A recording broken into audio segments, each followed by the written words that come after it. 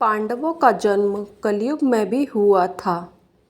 जानिए किसने कहाँ और क्यों लिया था जन्म।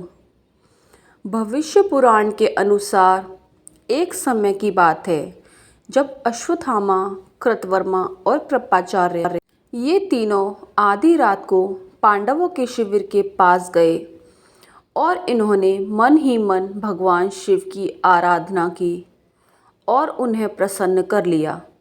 भगवान शिव ने प्रसन्न होकर उन्हें पांडवों के शिविर में प्रवेश करने की अनुमति दे दी, जिसके बाद अश्वत्थामा ने पांडवों के शिविर में जाकर शिवजी से प्राप्त तलवार से ही पांडवों के सभी पुत्रों का वध कर दिया और फिर वे सब यहाँ से चले गए।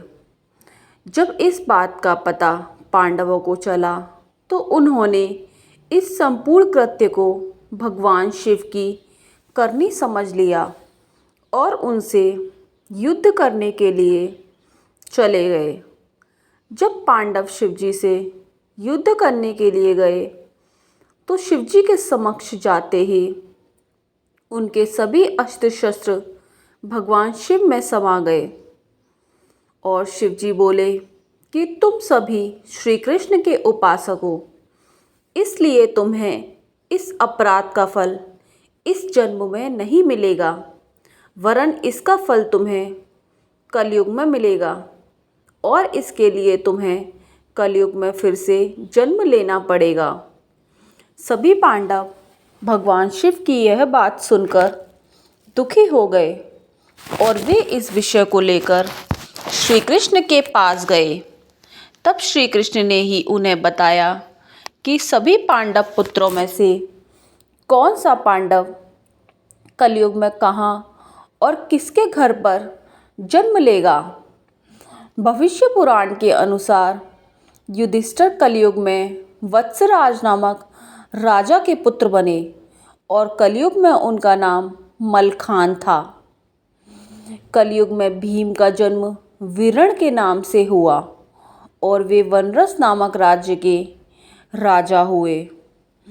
कलयुग में अर्जुन का जन्म परिलोक नाम के राजा के यहाँ हुआ और उनका नाम ब्रह्मानंद था।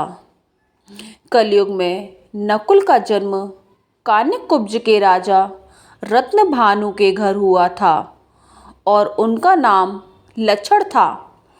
कलयुग में सहदेव का नाम भीम सिंह नामक राजा के घर में उनका जन्म हुआ और देवी सिंह के नाम से हुआ।